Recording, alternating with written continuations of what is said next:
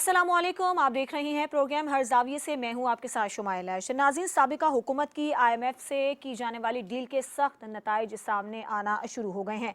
निगरान हुकूमत की जानिब से बिजली के बिलों में आवाम को रिलीफ देने के लिए IMF के साथ एक प्लान शेयर किया गया था, जिसे IMF ने मुस्तरद कर दिया था। लेकिन इस हद तक IMF मान गया है कि 200 यूनिट्स तक जो लोग बिजली इस्तेमाल कर रहे हैं उन्हें किस्तों में बिल अदा करने की सहूलत दी जा सकती है। ताहम जो 400 यूनिट्स तक बिजली इस्तेमाल करने वाले हैं उनको रिलीफ देने की जो तजवीज़ थी उसे मुस्तरद कर दिया गया है। और जो 200 यूनिट तक बिजली इस्तेमाल करने वाले सारिफीन हैं उन्हें किस्तों में बिल अदा करने की सहूलत दी जाएगी और इसकी जो मंजूरी है वो वफाकी काबीना देगी। और इस इकदाम से 40 लाख जो सारिफीन हैं उन्हें कुछ वक्ती रिलीफ मिलने का इम्कान है। और हम ये भी देख रहे हैं कि अगर IMF ने बिजली में कुछ नरमी दिखा दी है तो दूसरी जानिब जो गैस के बिल हैं उसमें इजाफा करने का उन्होंने मुतालिबा कर दिया है। और ये कहा गया है IMF की जानिब से कि बिजली और गैस चोरों के खिलाफ क्रैक डाउन किया जाए और रिकवरी को बेहतर बनाया जाए।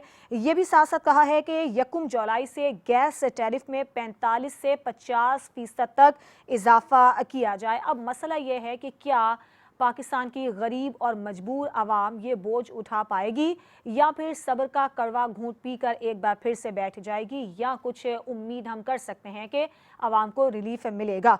साथ ही साथ हम ये भी देख रहे हैं कि आवाम के दुखों का मदावा करने के लिए निगरान वज़ीर आज़म अनवारुल हक काकड़ खासे मुतहरिक हैं। उन्होंने इस्लामाबाद में ऐवान सनअत व तिजारत में सरमायाकारों और ताजरों से एक मुलाकात भी की और उनको यकीन दहानी करवाई है कि एतमाद हासिल करके सरमायाकारों और ताजरों का मईशत को मुस्तहकम करेंगे। और ख़ास तौर पर यह भी उनकी जानिब से बताया गया कि स्मगलिंग की रोकथाम के लिए अब जो इकदाम किए जा रहे हैं उनमें तेज़ी लाई जा रही है। तो महंगाई को कंट्रोल करने के लिए अब सख्त इकदाम नागुज़ीर हो गए हैं। कुछ दिन पहले हमने ये भी देखा था कि आर्मी चीफ से कराची के ताजरों की मुलाकात भी हुई थी और उनको यकीन दहानी करवाई गई थी कि जो उनके मसाइल हैं उन्हें हल किया जाएगा। इसके अलावा आज के प्रोग्राम में हम ये भी बात करेंगे कि निगरान हुकूमत ने जब से इक़्तिदार संभाला है हम देख रहे हैं कि निगरान हुकूमत खासी मुश्किल में है। ये यूँ कह लें कि निगरान हुकूमत को अभी तक जो सूरत हाल है उस पर काबू वो नहीं पा सकी है। सरमायाकारों को शायद निगरान हुकूमत रास नहीं आई है, क्योंकि हमने देखा कि स्टॉक मार्केट में 18 दिनों में खरबों रुपए सरमायाकारों के डूब गए हैं। और इसके अलावा जो इलेक्शन का मामला है वो भी हल नहीं हो रहा है। अदालती कार्रवाइयाँ भी सामने हैं। जो मुआशी अदम इस्तेहकाम है, इसके अलावा सियासी अदम इस्तेहकाम है, वो भी कंट्रोल में नहीं आ रहा है। इलेक्शन की जो तारीख है उस पर भी कोई इत्तेफाक नहीं हुआ है। 90 दिन के मुतालिबे पर पीपल्स पार्टी तो कायम है, लेकिन जो माजी करीब के इत्तेहादी जमातें हैं वो इस मामले पर हमें तकसीम नज़र आ रही हैं। इस पर भी आज के प्रोग्राम में हम बात करेंगे। अपने मेहमानों से मैं आपका तारुफ करवा देती हूँ। ब्यूरो चीफ इस्लामाबाद काशिफ रफीक हमारे साथ मौजूद हैं, ब्यूरो चीफ लाहौर मुनव्वर भट्ट और ब्यूरो चीफ कराची इम्तियाज़ खान फरहान साहब हमारे साथ मौजूद हैं। सबसे पहले काशिफ, आप बताइएगा, हुकूमत ने डील तो कर ली थी निगरान हुकूमत ने IMF के साथ, लेकिन सख्त फैसलों से आवाम की मुश्किलात अब और बढ़ गई हैं। बिजली की कीमतों में अगर कुछ कमी पर वो राजी हुए हैं तो गैस की कीमतों में इजाफे का मुतालिबा कर दिया है। आपको आगे सूरत हाल कैसी नजर आती है? बहुत शुक्रिया शुमाइला। असल में जो आपने अपने एंट्रो में भी बात की कि साबिका हुकूमत ने जो IMF से डील की है उसकी वजह से मुश्किलात पेश आ रही है।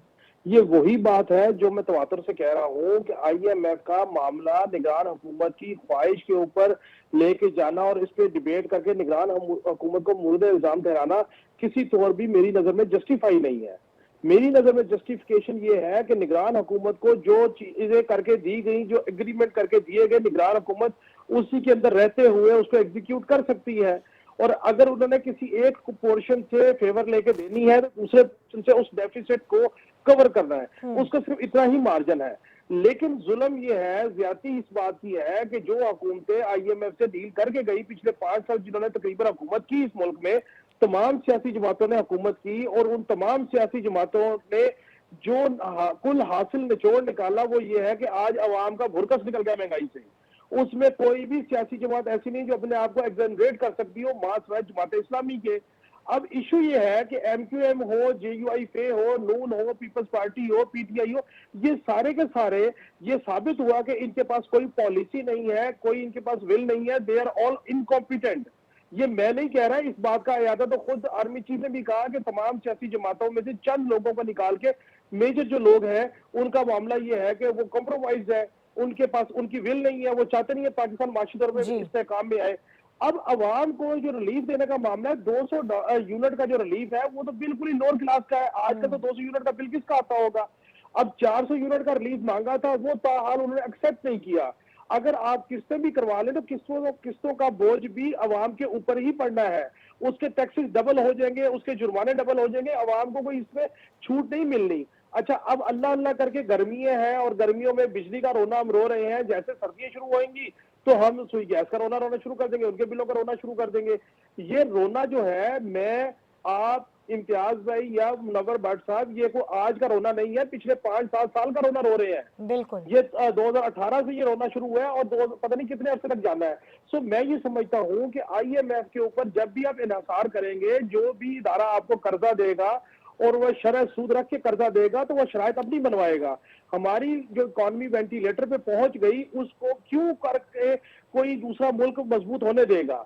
उनका सही। सिर्फ मुद्दा और मतवा नजर ये है कि यहाँ पे ना पॉलिटिकल इस्तेहकाम आए, ना मुआशी इस्तेहकाम आए, और आप देखिएगा कि पॉलिटिकली डिस्टेबलाइजेशन जो है, जिसको कंट्रोल करने के लिए तमाम हीले बहानों से काम लिया जा रहा है, वक्त के साथ साथ पॉलिटिकल डिस्टेबलाइजेशन बढ़ेगी, कम नहीं होगी।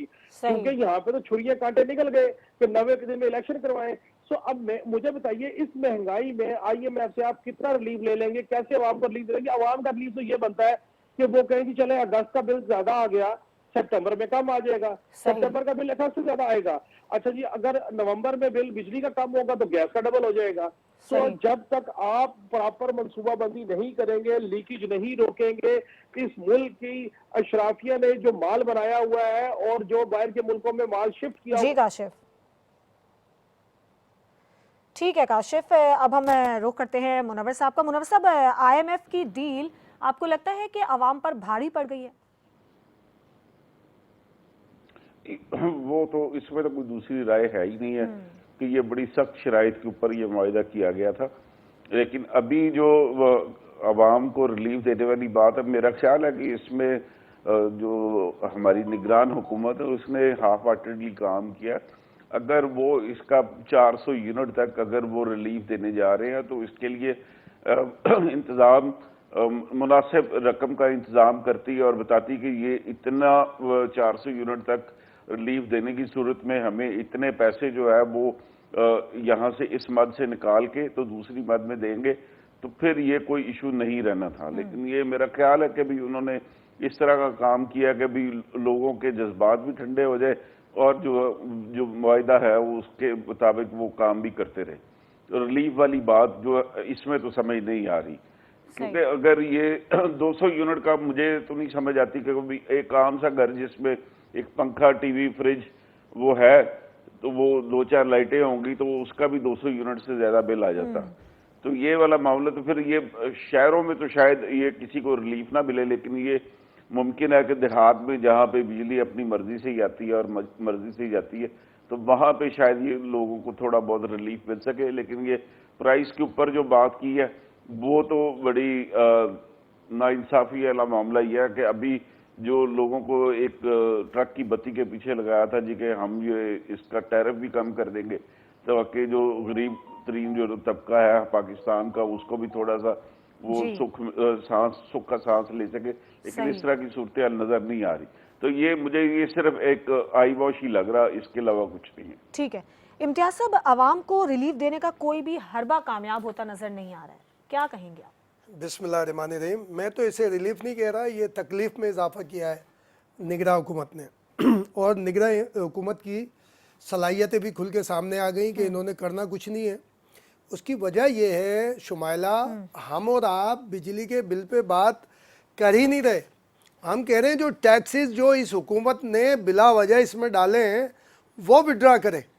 GST के ऊपर एक जो कलेक्टिव बिल आ रहा है उसके ऊपर एक GST, उसको इसके ऊपर बात हो रही है। लेकिन क्या ये तो IMF ने डलवाया? नहीं देखें, IMF को तो पैसे चाहिए वापस, अपने पैसे चाहिए वापस। तो अब अगर इसका, मैं तो पहले दिन, मैं तो 3-4 प्रोग्राम पहले कहा था कि हमें IMF के खिलाफ बातें करनी चाहिए।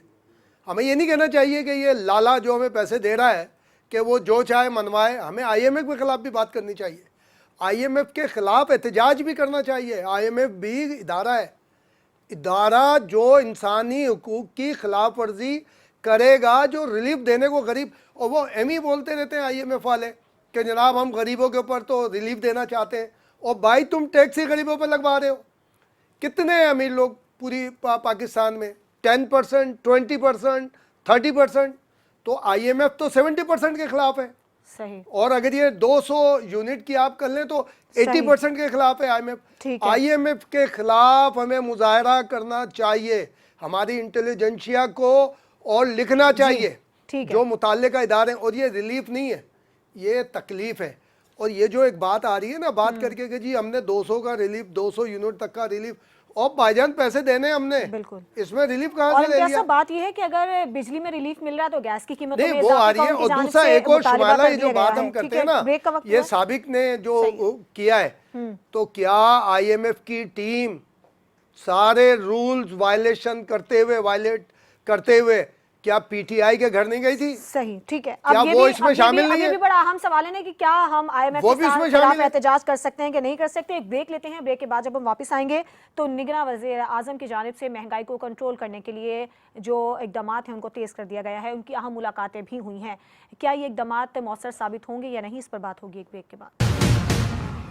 Welcome back. मुआशी अदम इस्तेहकाम और महंगाई को कंट्रोल करने के लिए अब सख्त इकदाम नागुज़ीर हो गए हैं। यही हम देख रहे हैं कि निगरां वज़ीर आज़म की जानिब से भी कोशिशें खासी तेज़ कर दी गई हैं। इसके अलावा स्मगलिंग की रोकथाम के लिए भी क्रैकडाउन का आगाज़ कर दिया गया है।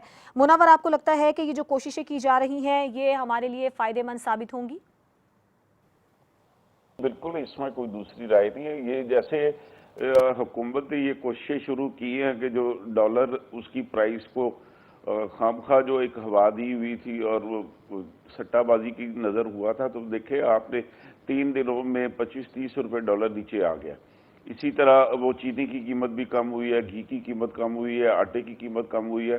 तो ये वाली सारी चीज़ें ये हुकूमती एफर्ट्स के नतीजे में हुई है। अगर हुकूमत सिंसियर एफर्ट करती है और राइट डायरेक्शन में काम करती है तो यकीनी तौर पे इसके असरात मुरतब होते हैं, और ये असरात अब सामने आना शुरू हो गए। इसका मतलब यही है कि कभी पहले हुकूमत जो है इस मामले में इतनी ज़्यादा संजीदा नहीं थी, और जिसके पास जो भी बंदा काम कर रहा था उसको खुली छुट्टी दी हुई थी, तो अभी उनको कानून के दायरे में लेके आना शुरू हुए हैं। अभी मैं समझता हूँ कि ये स्मगलिंग वाला मामला भी, इसके ऊपर भी थोड़ी सी नज़र करनी चाहिए। जो ओपन बॉर्डर से जो चीज़ें आ रही हैं, ये ट्रकों के ट्रक आ रहे हैं माल के, तो उससे भी रेवेन्यू तो हुकूमत को ही कम हो रहा है। तो ये वाली चीज़ें भी, जो बंदा लीगल फ्रेमवर्क के अंदर रह के काम कर रहा है तो उसको फैसिलिटेट करना चाहिए, ना कि जो बंदा जो कानून ना कोई टैक्स दे रहा, ना कानून की पाबंदी कर रहा, तो वो रातों रात इस तरह मनी मेकिंग करता रहे। तो ये वाला मामला जो है ना, वो इंसाफ के तकाज़ों के खिलाफ, मैं समझता हूँ कि ये हुकूमत की राइट डायरेक्शन है।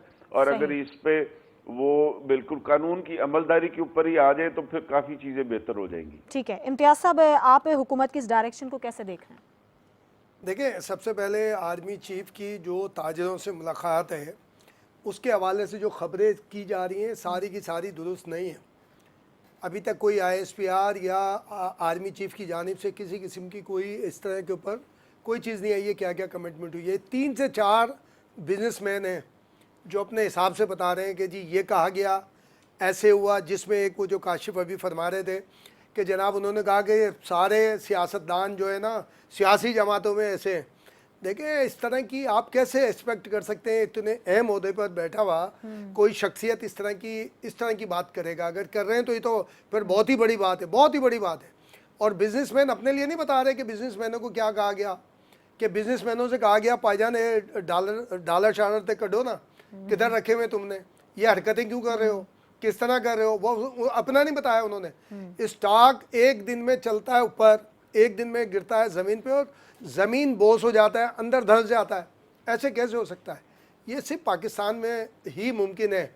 उसकी वजह यह है कि इस वक्त मैं अभी भी कहता हूँ कि निगरां हुकूमत कुछ नहीं करे, सरफराज बुख्ती रहमान मलिक बन जाएं, या बलूचिस्तान में जिस तरह से वजारत दाखिला उन्होंने चलाई है और काकड़ साहब के साथ मिलकर चलाई है, इस तरह वजीर दाखिला बन जाए, ये सारे सही हो जाएंगे। पाकिस्तान की मईशत पर कोई हमला आवर नहीं है, कोई आईएमएफ कोई भी हमलावर नहीं है। पाकिस्तान की मईशत पर पाकिस्तान का मफाद परस्त ताजिर, मफाद परस्त सरमायाकार, मफाद परस्त बिजनेसमैन हावी है। कल मैं देख रहा था कोई स्टेट बैंक ने एक लेटर जारी किया है मनी चेंजर्स को, शायद उनके जो रिजर्व्स हैं उसके ऊपर 500 मिलियन के ऊपर कोई रकम बढ़ाई गई है, यानी 200 से 500 मिलियन की गई है। मनी एक्सचेंजर्स का लाइसेंस कैंसिल होना चाहिए। सही। ये सारा का सारा बैंक को शेड्यूल बैंक और स्टेट बैंक के पास हिसाब होना चाहिए कि अगर मैंने फीस के लिए पैसे बाहर भेजने हैं, मुझे अपने बिजनेस के लिए बाहर भेजने हैं, मुझे एक्सपोर्ट के लिए इंपोर्ट के लिए बाहर भेजने हैं, ये सारा हिसाब होना चाहिए। सही। ये हमारे ही न्यूज़ 1 में हमने किया था और ये हुआ कि जनाब मिनी चेंजर्स को डॉलर इंपोर्ट करने की इजाज़त मिल गई है। बोला भाई अब 250 आ जाएगा, हो सकता है 240 आ जाए। क्या हुआ? मिनी चेंजर ने तो माल बना लिए, सही। बाकी कहीं नहीं हुआ। ठीक है। देखिए पाकिस्तानी मईशत पर पाकिस्तानी हमलावर है, सही। इनको दुरुस्त करने के लिए ये काकड़ साहब की जिम्मेदारी भी है, उनके पास मौका भी है, क्योंकि इनका कोई पॉलिटिकल मोटिव तो नहीं है ना जो भी सारे इसमें इस वक्त केयरटेकर गवर्नमेंट में। तो बिस्मिल्लाह करें, पाकिस्तानी बनाने के लिए ये पाकिस्तानी बन जाए और तमाम। और स्मगलिंग से देखें, जरूरी नहीं है हर किस्म की स्मगलिंग से नुकसान हो। हाँ, स्मगलिंग से फायदा भी पहुंचता है मुल्क को। और खासतौर पर जो स्मगलिंग है उसकी रोकथाम के लिए तो एक्शन शुरू भी है, हो गया है। लेकिन उसमें पिक एंड चूज किया जाए किस स्मगलिंग से आपको फायदा हो रहा है, ठीक है, किससे आपको नुकसान हो रहा है। ठीक है काशिफ, आप इन इकदामात को कैसे देख रहे हैं? बहुत ज्यादा ना सही, लेकिन कुछ महंगाई में कमी होने का इम्कान है, कुछ उम्मीद है? मैं सिर्फ एक कमेंट कर लूं पहले, जो प्रीवियस गुफ्तगू हुई कि इम्तियाज भाई ने कहा कि हमें आईएमएफ के खिलाफ मुजाहरा करना चाहिए। मेरी ये बात है कि काश हम उनके खिलाफ भी कोई बात करें जिन्होंने आईएमएफ से मुआहदे किए हैं। अब जहां तक बात आ जाए महंगाई की, देखिए महंगाई जो है वो एक तो है कि जखीरा अंदोजी किसी भी किस्म की जो है उसको डिस्करेज होना चाहिए। वो अजनास की है, वो अशिया खुर्दोनोश की है, वो चीनी की है, घी की है, सीमेंट की, सरिये की, तमाम तरह की जो सट्टेबाजी और जखीरा अंदोजी है उसको डिस्करेज करना चाहिए, पनिशमेंट करनी चाहिए, उसके ऊपर सर्विलेंस होनी चाहिए। इसी तरह जो डॉलर की जखीरा अंदोजी की गई, जो सोने की जखीरा अंदोजी की गई, कि बड़ा आसान हल है कि आप डॉलर लेके रख लें, जितनी जरूरत है उतने आप डॉलर एक्सचेंज करवाएं, अपनी रोजमर्रा की जिंदगी गुजार लें। उसने आपके मुल्क के मुआशी निजाम को, कारोबार को जकड़ के रख दिया। ना यहाँ पे रियल एस्टेट का बिजनेस चल रहा है, ना टेक्सटाइल का चल रहा है, यहाँ पे हर चीज में सट्टाबाजी चल रही है। उसकी वजह यह है कि हर बंदा परेशान है कि कल ना जाने मुल्क का क्या होगा, कल ना जाने मुल्क खुदा ना खासा डिफॉल्ट कर गया तो क्या होगा। इसके लिए एक जरूरी मैसेज कन्वे करना बिजनेस कम्युनिटी को जरूरी था। जिस तनाजुर में मैं समझता हूँ कि आर्मी चीफ ने मुलाकातें की और उन्होंने उसमें ये नहीं कहा कि तमाम सियासी जमातों के तमाम लोग, उन्होंने कहा कि सियासी जमातों के अक्सरियती लोग जो है वो कॉम्प्रोमाइज है और चंद अशखास ऐसे हैं जो सही भी हैं। सो मसला ये है कि हम अपने अपनी ताई देखें तो क्या ये बात हकीकत नहीं है? अब आप मुझे बताइए कि जो बात इम्तियाज भाई कह रहे हैं, अगर डॉलर की इंपोर्ट को हमने अलाउ किया तो उसका मेन मकसद ये था कि डॉलर 250 पे आ जाएगा, कि डॉलर बाई से आना शुरू हो जाएगा और डॉलर नीचे आना शुरू हो जाएगा। लेकिन उसका हल ये हुआ कि ब्लैक मनी व्हाइट होना शुरू होगी, लेकिन डॉलर ऊपर का ऊपर चला गया। अब जब सर्विलेंस शुरू हुई, रेड्स शुरू हुए और जब कार्रवाइयां शुरू हुई तो डॉलर जो सा रोजाना की बुनियाद में 2-3 रुपए नीचे आ रहा है। यानी कि आप देखें कि ओपन मार्केट में जो 340 पे ट्रेड हो रहा था वो शायद आज 304-6 पे आ गया। अब मेरा पॉइंट यह है कि इसका मतलब ये है कि डॉलर बढ़ा हुआ था, हर चीज थी, डॉलर होल्ड किया गया था। इस मुल्क के सियासी निजाम में और कॉम्प्रोमाइज करने के लिए, उसमें अपनी मर्जी की चीजें हासिल करने के लिए कार्टेलाइजेशन मिलते हैं। कार्टेल मिल के जो है वो निजाम में मईशत को जकड़ते हैं और उसके बाद अपनी ही चीजों के ऊपर फैसले करवाते हैं। ये मामला चीनी में भी हुआ, ये मामला डॉलर में भी हुआ। अब जब बिना तफरीक कार्रवाई शुरू हो जाएगी तो आप देखिएगा ये खौफ की बुनियाद पे चीजें नीचे आ रही हैं। और काशिफ, कीमतें कम होना शुरू हो भी गई हैं, जैसे कि आप बात करें कि क्रैकडाउन शुरू हुआ है इनके खिलाफ। एक ब्रेक का वक्त हुआ है, ब्रेक के बाद जब हम वापस आएंगे तो निगरान हुकूमत ने जब से इक़्तिदार संभाला है बड़े बहरानों का सामना उसे करना पड़ रहा है। निगरान हुकूमत कितनी मुश्किल में है और इन बहरानों से निपटना कितना मुश्किल है, इस पर बात होगी एक ब्रेक के बाद।